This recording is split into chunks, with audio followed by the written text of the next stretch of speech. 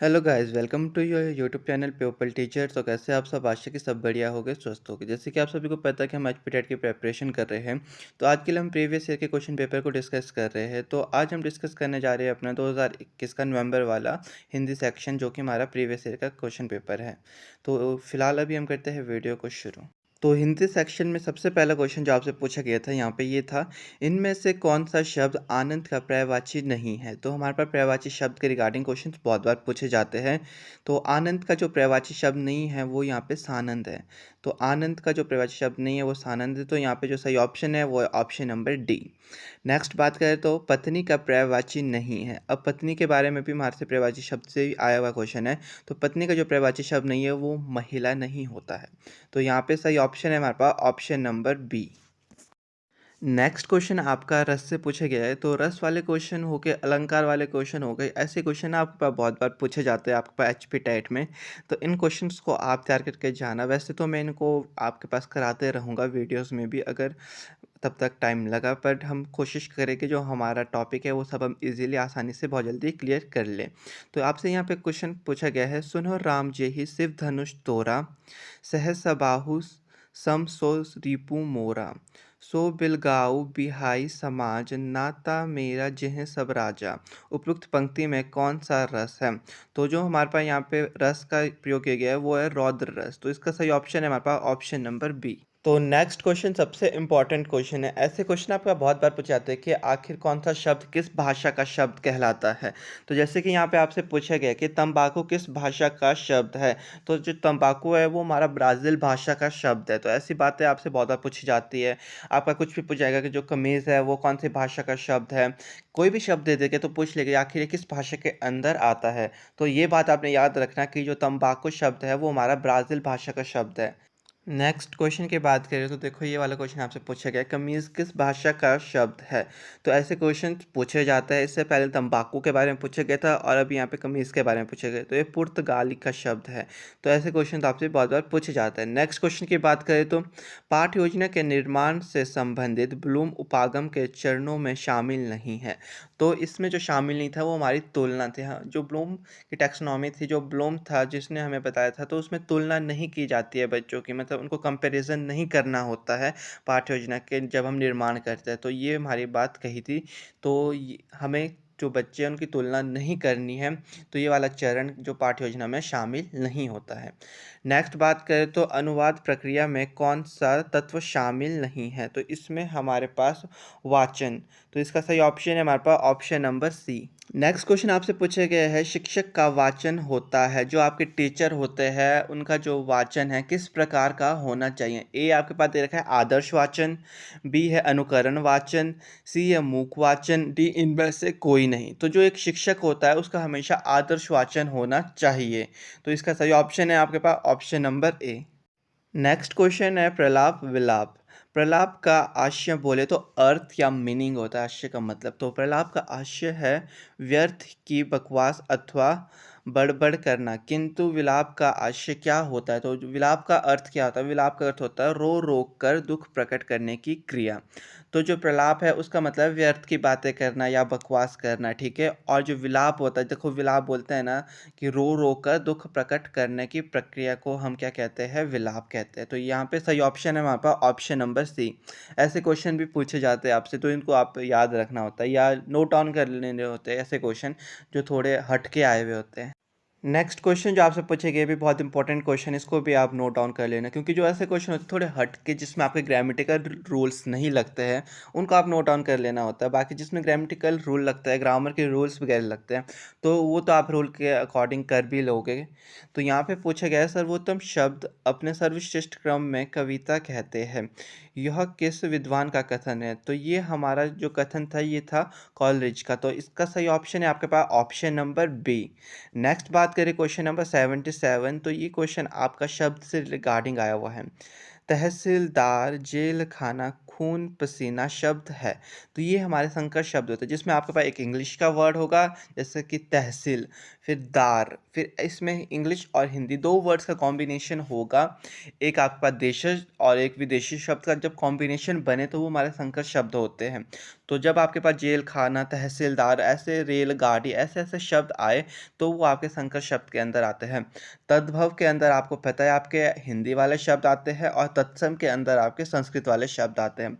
तो शब्द के रिगार्डिंग भी बहुत बार क्वेश्चन पूछे जाते हैं और आज आपके पास शब्द के रिगार्डिंग की वीडियोस मिलेगी, तो इसके लिए आप तैयार रहना। तो आपको वीडियोस भी मिलती रहेगी जिसमें कि हम कंटेंट के बारे में बात करेंगे, उनके रूल्स के बारे में बात करेंगे, फिर उनमें जो क्वेश्चन पूछे जाते हैं मेन फिर उन क्वेश्चनों के बारे में भी थोड़ी बहुत हम बात कर लेंगे, ताकि आपको पता लग जाएगा आखिर किस तरीके से क्वेश्चंस पूछे जाते हैं। नेक्स्ट क्वेश्चन आपका आया हुआ है उपसर्ग। उपसर्ग से भी बहुत बार क्वेश्चन पूछे जाते हैं आपसे, तो आपने बहुत इजी होते हैं। अगर कई बार आपके पास ना 2 स्वर आ जाए, तो जो पहले वाला स्वर होगा तो वही उपसर्ग होगा, जो अगले वाला स्वर होगा उसके बाद के वर्ड्स आपके उपसर्ग के अंदर नहीं आते। ये बात आप याद रखना। जैसे कि यहाँ पे पराक्रम में उपसर्ग है, तो यहाँ पे परा हमारे पास उपसर्ग है। तो सही ऑप्शन है हमारे पास option number B. Next question आपका विशेषण से आया हुआ है। मारपीट में कई लड़के घायल हो गए, रेखांकित शब्द कौन सा विशेषण है? तो कई का मतलब क्या है? गुणवाचक तो है नहीं, गुण तो नहीं बता रहे, परिमाणवाचक भी नहीं है, तो ये हमारा संख्यावाचक है। कई लड़के, तो ये हमारा संख्यावाचक के अंदर आता है। तो यहाँ पे सही ऑप्शन है हमारे पास ऑप्शन नंबर सी, संख्यावाचक विशेषण है। जब भी आपके पास कई बच्चे, एक बच्चा, दो बच्चा, कुछ ऐसे संख्याओं में होगा तो वो आपका संख्यावाचक के अंदर आता है। नेक्स्ट क्वेश्चन आपका है व्यंजन से। स्वर और व्यंजन बहुत इंपॉर्टेंट टॉपिक है आपका हिंदी में, सबसे पहला टॉपिक यही है, तो इसको आपने बहुत अच्छे से पढ़ना है। स्वर और व्यंजन, इसकी वीडियो आपको मेरे इसी चैनल पे आज मिली होगी, सुबह मैंने डाल दी थी, तो उसको आप देख लेना। तो यहाँ पे पूछा गया है आपके पास, प्रत्यय के आधार पर व्यंजन के भेद है। तो प्रत्यय के आधार पर व्यंजन के 3 भेद होते हैं, तो इसलिए हमारा जो यहाँ पे सही ऑप्शन है वो option number C. Next question आपसे पूछा गया है, विराम नहाने को गया वाक्य में कौन सा कारक है? तो जो को है वो हमारा संप्रदान के अंदर आता है, तो यहाँ पे जो सही ऑप्शन है वो है ऑप्शन नंबर सी, संप्रदान। विराम नहाने को गया, तो आपने देखना है कि जब कारक की बात होती है तो या तो आपको अंडरलाइन करके दिया होगा या के लिए, ऐसे जो वाक्य हो गए तो अब देख लेना तो वो किसके अंडर आते हैं। तो जो यहाँ पे को है वो संप्रदान के अंदर आता है, तो यहाँ पे सही ऑप्शन है हमारे पास ऑप्शन नंबर सी। नेक्स्ट बात करें तो समास से आया हुआ है ये, निलंबुत शब्द में कौन सा समास है? तो यहाँ पे कर्मधारय समास है। अव्ययभाव समास में आपके पास प्रथम जो पद होता है वो प्रधान होता है, जैसे कि प्रतिदिन, इस तरीके के शब्द। तत्पुरुष समास आपका पूरा का पूरा कारक के ऊपर ही चलता है, जिसमें कि आपके पास आएगा रसोई घर, रसोई के लिए घर, इस तरीके से होगा। द्विगु, द्विगु की बात करें तो द्विगु में आपका काउंटिंग आएगी। जैसे द्वि का मतलब चल रहा है ना, आपको पता काउंटिंग, तो जब भी आपके पास द्विगु समास होगा तो उसमें काउंटिंग आई होती है। और यहाँ से बात करें अगर हम द्वंद्व समास की, तो द्वंद्व में आपके पास होता है जैसे कि माता पिता, रात दिन, इस तरीके के शब्द आते हैं। और कर्मधारी में ऐसे आते हैं महान पुरुष, इस तरीके के शब्द आपके पास कर्मधारी समास के अंदर आते हैं। नेक्स्ट क्वेश्चन आपका लोकोक्ति से आया हुआ है। लोकोक्ति और मुहावरे, यहाँ से भी बहुत बार क्वेश्चन पूछे जाते हैं। तो यहाँ पे पूछा गया है, कान में तेल डालने बैठे रहने लोकोक्ति का अर्थ है, मतलब कुछ सुनने को तैयार ना रहना। तो यहाँ पे ऑप्शन नंबर सी है। जब भी आपके पास ऐसी कोई लोकोक्ति आ जाए, कान में तेल डालने बैठे रहने का अर्थ क्या है, तो ये है आपका कुछ सुनने को तैयार ना रहना। नेक्स्ट क्वेश्चन आपसे पूछा गया था, चिन्ह का उच्चारण होता है, तो जो चिन्ह का उच्चारण होता है वो नाक से होकर होता है, तो इसलिए यहाँ पे सही ऑप्शन है ऑप्शन नंबर ए। नेक्स्ट बात करें तो रणन शब्द से अभिप्राय है, तो इस शब्द से जो हमारा अभिप्राय होता है वो पशु पक्षी की आवाज़ों से होता है, तो इसको भी आप याद रखना क्योंकि ये भी पूछ दिया जाएगा, पशु पक्षी की आवाज़ से कौन से शब्द का अभिप्राय होता है, तो रणन शब्द का अभिप्राय होता है। नेक्स्ट क्वेश्चन आपसे पूछा गया है कि रचना की दृष्टि से क्रिया के कितने भेद होते हैं? तो रचना की दृष्टि से हमारे पास क्रिया के 4 भेद होते हैं, इसको भी आपने याद रखना है क्योंकि ऐसे ऐसे क्वेश्चन ही पूछे जाते हैं कि क्रिया के कितने भेद होते हैं रचना की दृष्टि से। और अगर स्वर की बात करें तो वहाँ पे भी ऐसे पूछा जाता है कि उच्चारण की दृष्टि से स्वर कितने होते हैं, व्यंजन कितने होते हैं, ऐसे ऐसे क्वेश्चन तो आपसे पूछे जाते हैं।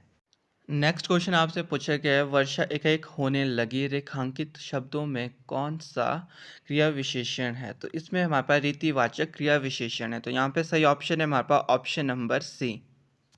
तो नेक्स्ट क्वेश्चन आपसे क्रिया से पूछा गया है यहाँ पे चिकित्सा गाती है में क्रिया है। तो चिकित्सा गाती है ये हमें नहीं पता क्या गाती है, कहाँ गाती है। अगर हमें ये बताया होता तो ये सकर्मक के अंदर आता, पर चिकित्सा गाती है सिर्फ इतना ही हमें बताया तो ये हमारा अकर्मक क्रिया के अंदर आएगा, क्योंकि कहाँ गा रही है वो हमें पूरा नहीं बताया गया है। नेक्स्ट बात करें तो झगड़ालू में प्रत्यय है। तो झगड़ालू जो ये प्रत्यय है ना, ये बहुत बार पूछा गया, जिसको बोलते हैं रिपीटेड क्वेश्चन। तो इसमें हमारे पास आलू प्रत्यय है। झगड़ालू में कौन सा प्रत्यय लगता है हमारे पास? आलू। इस बात को आपने याद रखना, क्योंकि बहुत बार पूछा जाता है। तो पेपर में अगर कभी दिख जाए तो बस सीधे आलू में टिक लगा लो, आपका ऑप्शन सही। नेक्स्ट क्वेश्चन आपसे पूछा गया, यदि निशा आई होती तो मैं अवश्य चलता, वाक्य में कौन सा भूतकाल है? तो इसमें आपका जो भूतकाल लगाए हुए हैं हेतु हेतु मत भूत, तो जो हेतु हेतु मत भूतकाल है ये आपका इसमें लगा हुआ है। तो यहाँ पे सही ऑप्शन है आपके पास option number C. Next question आपका आया है, विपरीतार्थक शब्द से विपरीत शब्द बोले, विलोम शब्द, लिंग बदलो, वचन बदलो, इनसे बहुत बार क्वेश्चन पूछे जाते हैं। तो यहाँ पे पूछा गया है नूतन का विपरीतार्थक है। तो नूतन का जो विपरीतार्थक होता है वो होता है पुरातन। तो यहाँ पे जो सही ऑप्शन है वो ऑप्शन नंबर डी, पुरातन। नेक्स्ट क्वेश्चन आपसे पूछा गया है, पसीने से उत्पन्न जीव को आखिर क्या कहते हैं? तो इन्हें हम कहते हैं स्वेदज। तो यहाँ पे सही ऑप्शन है आपका option number B. Next question आपसे पूछे गए आगामी और भावी। आगामी का अर्थ है आगे आगे वाला, यह शब्द काल बोधक है, किंतु भावी का आशय, आशय होता है अर्थ या मीनिंग। तो हमारे से भावी का अर्थ पूछा गया, मतलब भविष्य में होने वाला। तो यहाँ पे जो इसका सही ऑप्शन है वो है आपका ऑप्शन नंबर बी। तो इस तरह के क्वेश्चन आपके पास ना बहुत बार पूछे जाते हैं, जैसे कि यहाँ पे आगामी और भावी था। इससे पहले आपके पास था प्रलाप विलाप का अर्थ। तो अगर आपसे पूछा जाए तो जैसे कि यहाँ पे है आगामी का पता ही चल रहा है आगे, तो भावी का मतलब क्या है? भविष्य। भविष्य में होने वाली चीज़ों के बारे में पता करना, मतलब भविष्य में होने वाला जो चीज़ें हैं वो हमारी भावी में आ जाती है, और आगामी में आता है हमारा जो हमारी आगे चल रही है। तो क्या पता आपसे इस बार भी क्वेश्चन पूछ दिया जाए तो आप इजीली वहाँ पे टिक कर लोगे, आपको याद रह जाएगा ये क्वेश्चन तब तक के लिए। नेक्स्ट क्वेश्चन आपका कारक से आया हुआ है, क्योंकि कारक से बहुत बार क्वेश्चन पूछे जाते हैं। अरे तुम आगे वाक्य में कौन सा कारक प्रयुक्त हुआ है?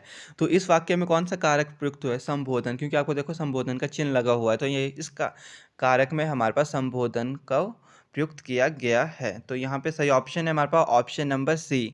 नेक्स्ट और लास्ट क्वेश्चन जो आपके पास हिंदी सेक्शन में पूछा गया है, तो ये मुहावरे से आया हुआ है। बहुत इंपॉर्टेंट है आपका मुहावरे वाला टॉपिक। तो यहाँ पे पूछा गया, लाख का घर राख होना मुहावरे का अर्थ है धनी का निर्धन हो जाना।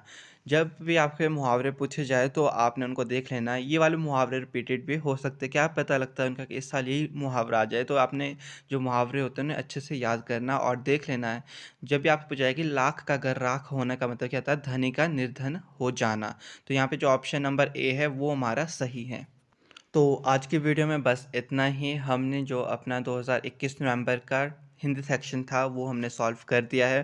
तो जो आपके प्रीवियस के क्वेश्चन पेपर है ये आपको बहुत हेल्प करेंगे आपके जो अभी टेट होने वाला है 26 नवंबर के लिए। तो आशा कि आज की वीडियो आप सबके लिए हेल्पफुल रही होगी। तो वीडियो थोड़ी भी अच्छी लगी होगी तो वीडियो को प्लीज़ लाइक शेयर कर देना, साथ ही साथ चैनल को भी सब्सक्राइब कर देना।